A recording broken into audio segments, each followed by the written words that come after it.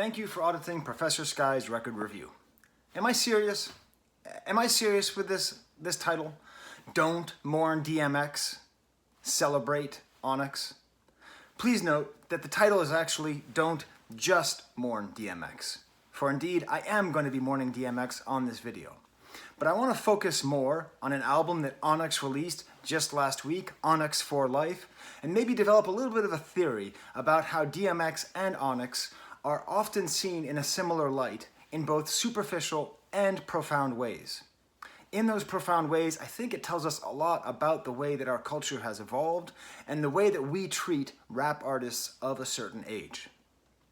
Now, the superficial ways that DMX are like Onyx, well, the main difference, obviously, is DMX is one person and Onyx is 2 to 4 people. But the similarities are plentiful. Their names end in X. They're 90s stars. Bald-headed. Yelling rap. Exemplary of very not chill East Coast rap. But the most important similarity between them is that they are often reduced to a caricature of themselves. After DMX's passing, I was sad, because a lot of my Facebook friends are people like me, you know, white dudes in their 40s, and the way they would talk about DMX is like they were talking about some one-hit wonder who just did nothing and just, gonna make me lose my mind, with like no understanding of the complexity and the depth of DMX. He was a great artist. He was a lot more than just the guy who yelled, right? He had so much dynamism to the way he was able to rap loud and rap quiet. He did so much in terms of introducing a certain aesthetic into hip-hop, and yet, too often, he is just left as this caricature. When I was thinking about DMX, instead of going back to his early albums that I like so much, I took a listen to his most recent album, and in particular the song Damien, which is very good, and I suggest you have a listen to it. It's a song about fame, it's about rap, it's about the things that ultimately led to his death. It's sort of a song about the tragedy of his own life before his life was so tragically cut short. So how am I kind of comparing these two artists, right? I mean, of course, they both figure in this book, The Vibe History of Hip Hop. There's DMX right there, you know? Like, they very much are of the time of the late 90s, this sort of interstitial moment before hip hop completely took over the entire world, but as it was on the rise. But what I really think is that both of these artists deserve better. I should have reviewed that album by DMX. I didn't because I just thought, well, I don't want to only be reviewing music that I used to like, because I saw the Rough Riders and the Hot Boys at the Boston Garden in 1999, and that's when hip-hop was good. You know, I wanted to focus on stuff that I didn't understand or that challenged me more. But I realized I was just a part of the problem. You know, older hip-hop artists who don't fall off need to be respected and need to be pushed up. Onyx, I just made a video about Onyx a couple months ago about their second album, All We Got Is Us, in which I truly believe they have released one of the best rap albums of all time. I don't use that term lightly. That is how good I think their second album is. And I almost didn't review this one, the one that came out last week, because I'm a part of the problem. I'm not allowing rappers to grow, I'm not allowing them to age, or I'm not allowing them to keep doing what they've been doing and just keep doing it well. So that is why I think to not only honor DMX should we listen to DMX, but we should honor artists like him who continue to make music, who continue to try to be artists and keep doing what they're doing, but no longer have that sheen of youth and hot newness that we way too often think means that you have to have in order to be an important rapper. So let's talk about Onyx. Let's talk about Onyx for Life, this album. First of all, Fredro Starr, one of the two members, there's 2 members of Onyx who've been there since the beginning, Fredro Starr and Sticky Fingers. They're sort of like the Red Hot Chili Peppers of rap, because like they're these 2 people and there have been other members throughout the years. You know, Fredro Starr is on Cameo, and my friend Brad is a huge Onyx fan, and I thought about getting a cameo from Fredro Starr, like for his birthday. But I didn't do it because it just seemed too sad. It seemed to me like, this is a great artist, and I should not be asking somebody who is not only a talented rapper, but a talented producer, to sit here and say, hey Brad, happy birthday, South Suicide Queens, right? So I didn't do that. And I'm actually really happy that I didn't, because he shouldn't have to do that. Realistically, Onyx should be popular enough and should be able to make a living just as artists. This album is amazingly consistent and very good. As far as I can tell, the album is entirely written and produced by Sticky and Fredro Starr. Fredro Starr, one of the most underrated rap names. Fredro? That is like the coolest name. Fredro? Fredro Starr? That's a great rap name. Anyways, you know, like they produce everything, the entire album, a loop of like some instrument, either like a piano or strings, and just a really strong, grimy drum beat. And then they rhyme on top of it. We're talking meat and potatoes Onyx music. And it's not retro, they're not just like, hey, remember the 90s? This is the music that they make, and they make it really well. Unfortunately, they still are attached to these kind of bad choruses. I guess that's how they became famous, was the bad chorus to the song Slam was their #1 hit. But wow, they really do like try to have these bad choruses in every song, which you kind of have to overlook to get to all these great verses. And the whole album was a joy to listen to from start to finish. I don't know how they did it.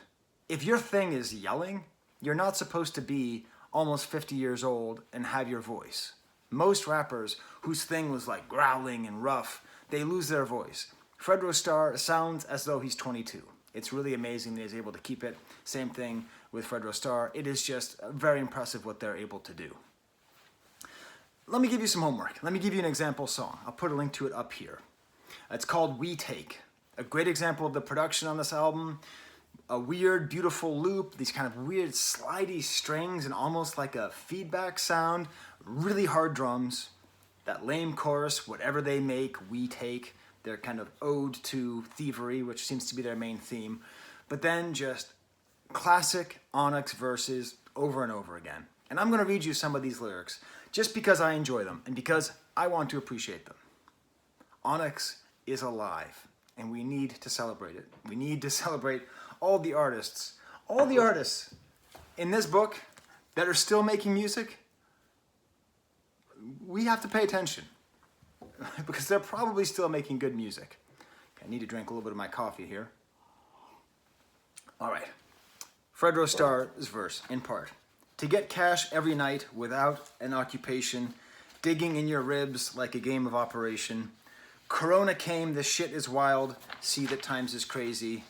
It's talking crime, don't pay, but crime pays me. Whatever they make, we take. They don't want no beef, these sweet as cheesecake, and I'm here for the dessert. In the desert, you get murk. You see the desert on me, you know I'm at work. Just great crime verses, funny, you know, like always very funny. Onyx is always quite funny and like light while also being dark at the same time. And I'm just gonna read the entire Sticky verse because it's just great.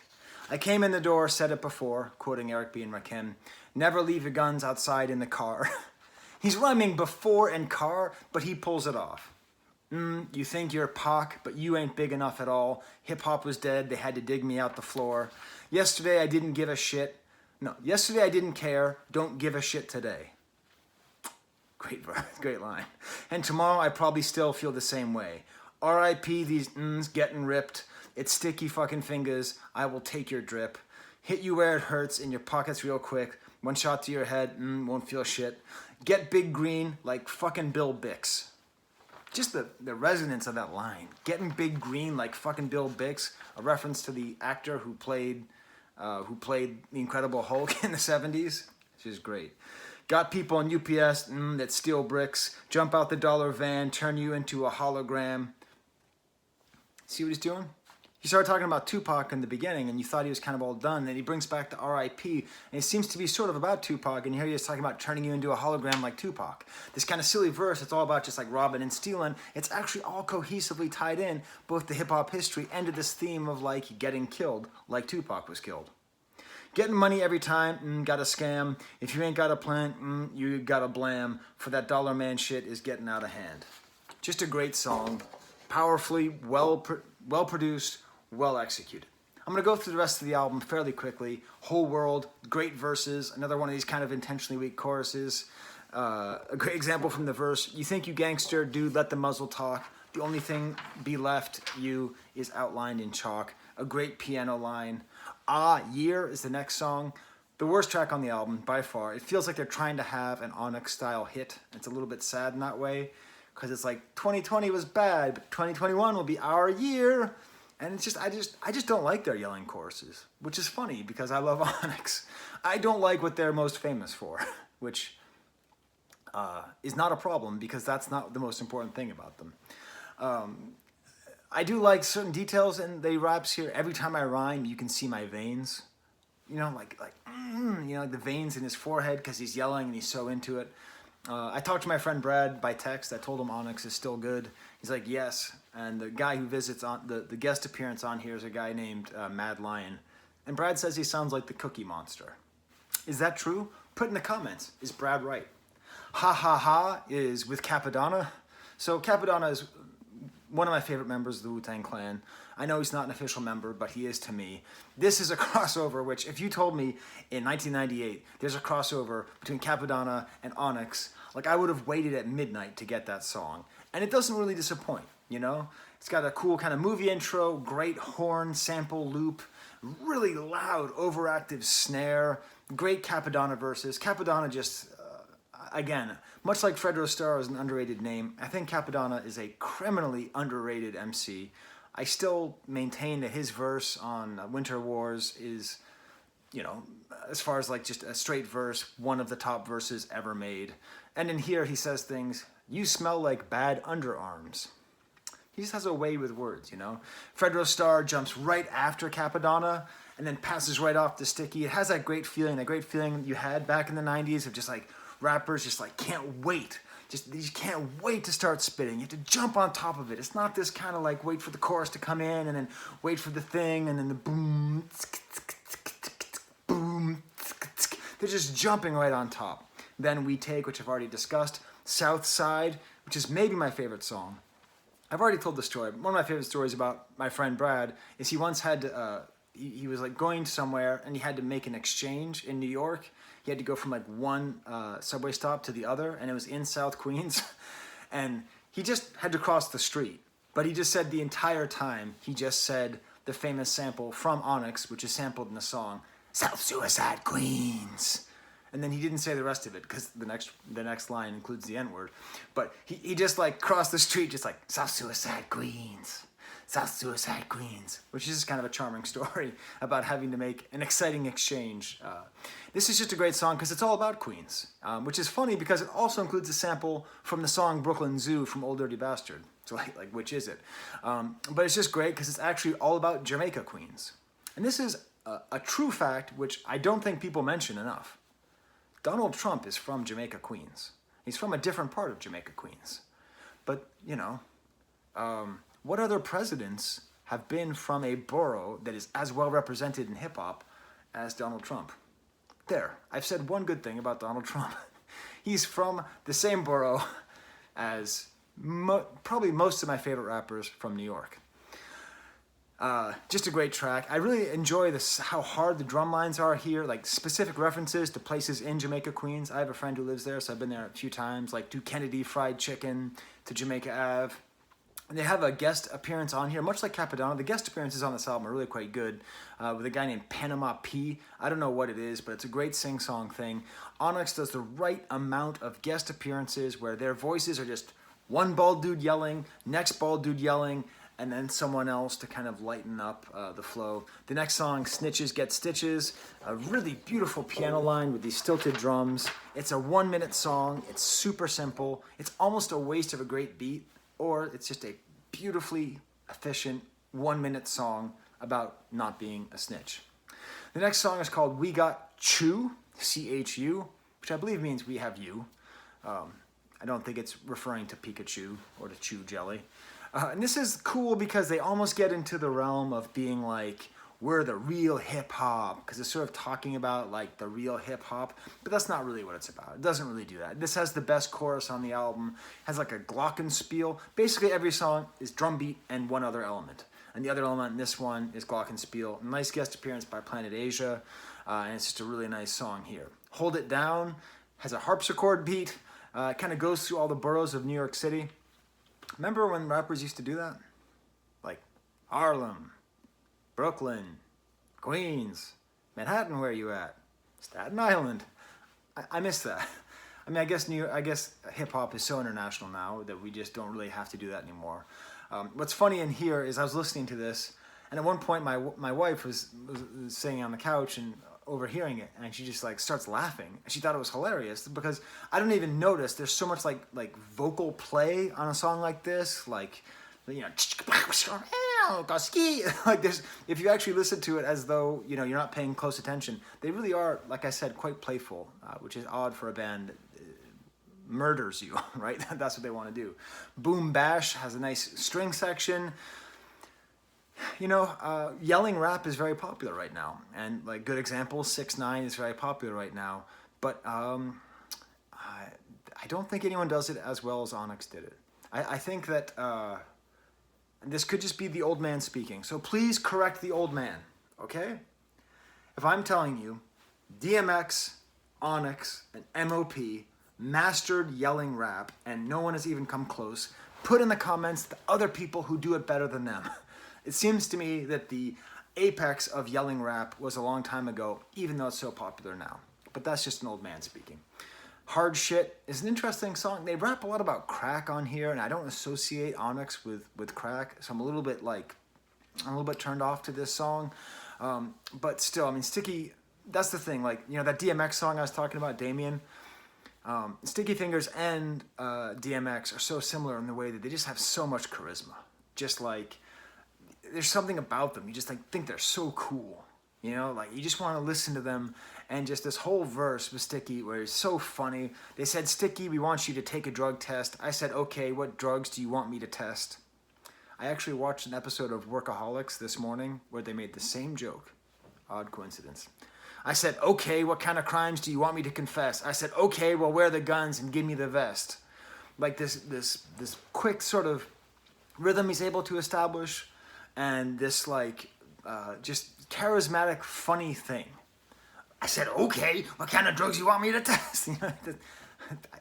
Was that a good Sticky Fingers impersonation? I don't know.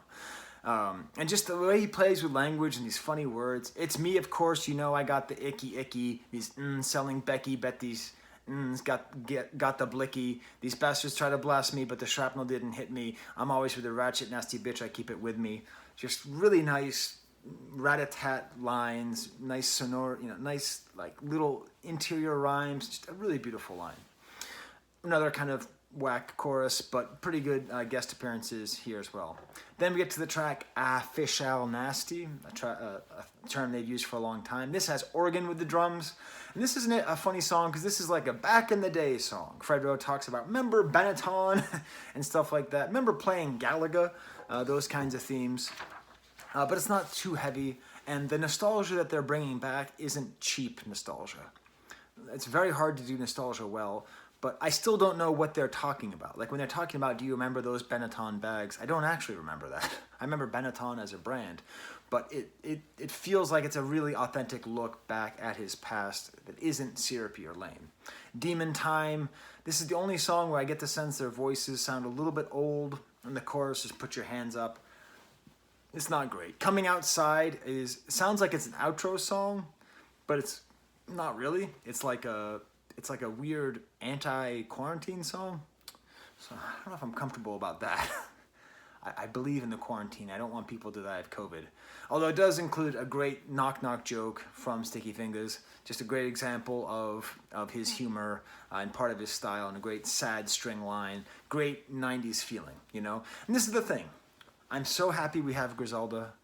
I'm so happy we have groups that are new, that are taking a lot of the aesthetics of the late 90s and the early 2000s and making them their own, making them new. But we just can't forget that they are absolutely still here and still hanging around and still making good music. So, there's my video. I hope I wasn't disrespectful, right? I don't want to disrespect DMX. That wasn't the point. The point was to be provocative and to force you to think about who are the rap artists that you're ignoring, you know? I mean, great, Nas got a Grammy, which he didn't deserve. I mean, he deserves a lifetime Grammy, but he didn't deserve a Grammy for that last album, you know? There is some respect being given, but there's so many of these artists who we need to focus on more while they are still alive. Okay, well, I'm just gonna pick a name randomly in this book. For MC Lyte and Queen Latifah, there's the camera.